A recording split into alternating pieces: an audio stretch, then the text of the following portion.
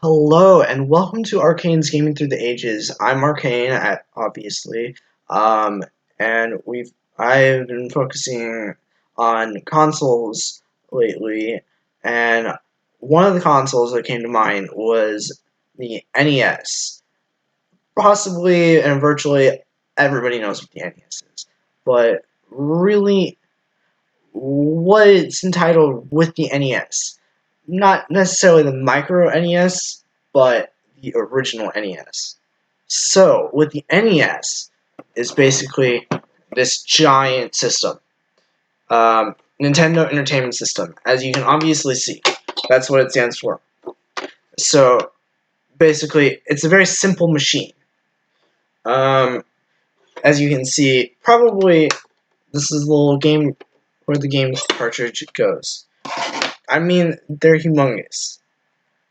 These game cartridges are way bigger than the very recently Nintendo Switch games. And they're, in fact, contain a lot less data than this, for a fact. As you can see here, I have Let's Go Pikachu. Take that into consideration with Mike Tyson's Punch-Out, which is definitely a good game, by the way. Which is also included in the Micro NES. So Let's Go Pikachu versus Mike Tyson's Punch-Out. As you can very clearly see here, it takes up this tiny amount of room. I mean, the amount of technology today has turned this into a very micro NES, basically retro and fitted to be smaller and a lot more portable. So there's not a whole bunch that you'll probably know about the NES because you probably own a micro NES. Basically, it's the same thing, except for not the port and not the giant game. Um, Basically, all of this is included here in the micro NES. But with the original NES, it was created quite a while ago, like nearly 20, 30 years ago. Quite possibly even 40. That's a lot of time thinking about it. With these NES games, you can find them off of eBay from anywhere between $1 to nearly 1,000. I mean, if you've seen The Legend of Zelda, the original one that actually works, it's guaranteed that that's very true because the lithium ion for most of our games was actually included in the cartridge. So saving was actually a first with that game. So if you do happen to find one that saves and has really good lithium ion battery, then I suggest getting it. Because, or if you happen to have a 3DS system, then, or you just want to buy a micro NES, then I suggest just getting that. It is a lot less cheaper, but if you do find one for really cheap and happen to have an NES, then definitely buy it because that thing can sell for a lot. Anyway, what's included with the NES, what you'll probably notice is that, first of all, there's these little buttons right here, well, right here to be more specific. There is the power button.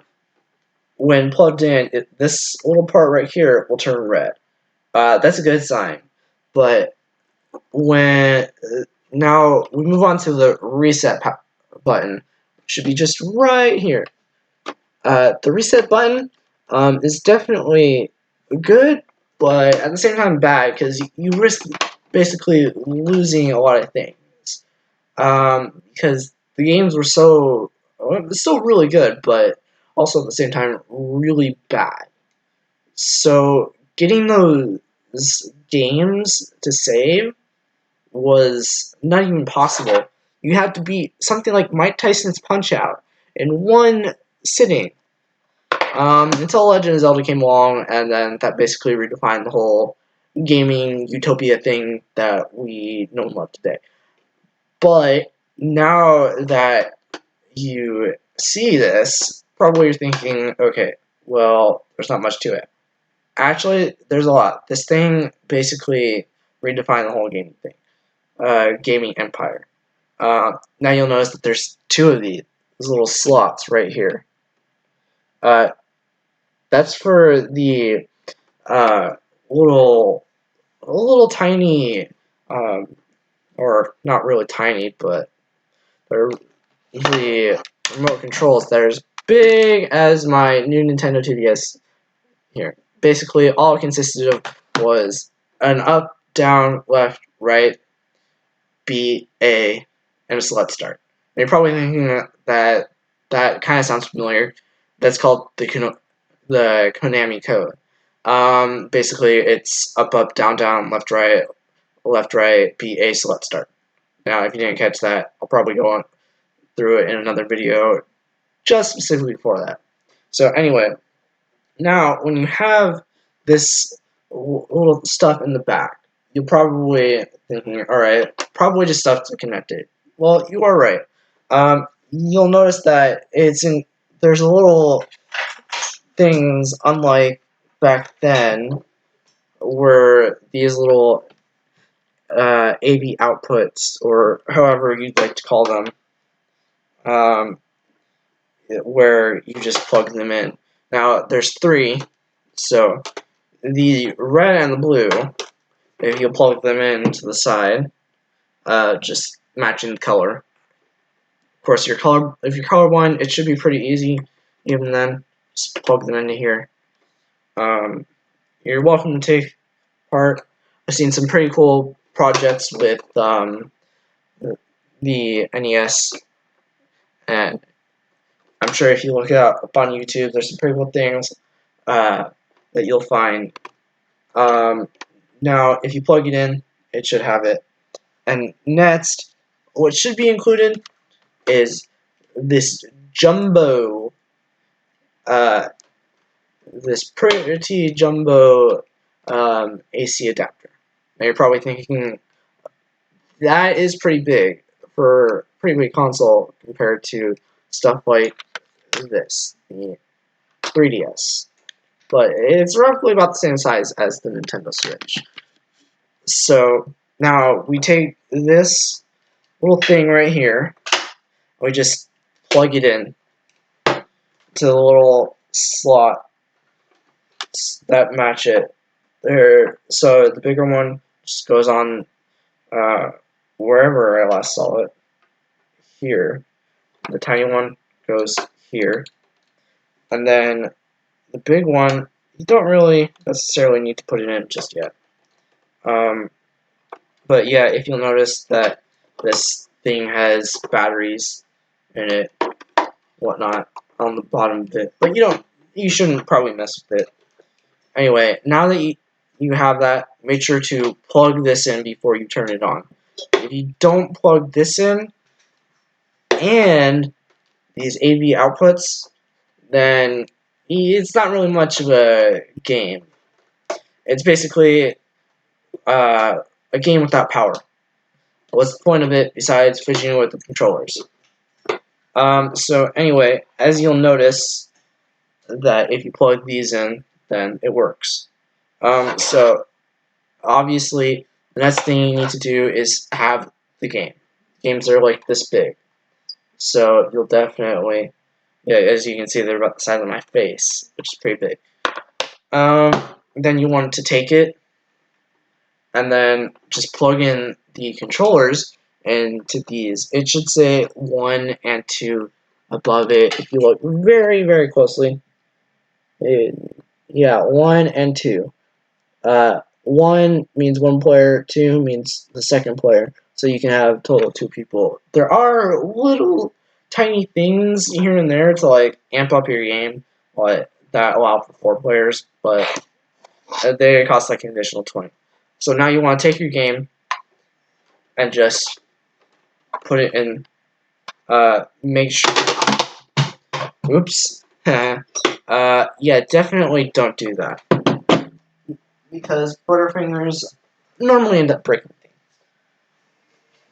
But luckily, this thing is a plastic covering, pretty good. So you just want to take it, open this thing up, make sure this part is facing this out here. And you just kind of want to put it in until it slides and push it down. Now, you do have to push it in this way sometimes. And then just close it, push the power button, and you should see it red. Now, I don't have it plugged into a TV, but you should start seeing pictures. Now, it does not have a menu, because menus didn't really exist back then. It was just put in the game and then just play, which, to be honest, was kind of nice, but you also didn't have saving and a lot of other things that never really existed until much later.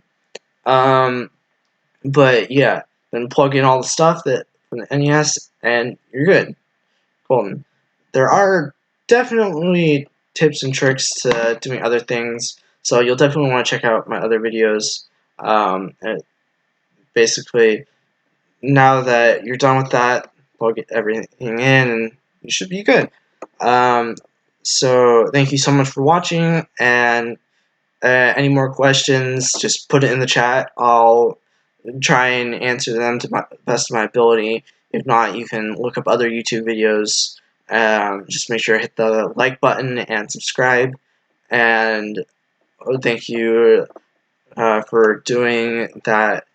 And hope to see you again in one of my other videos.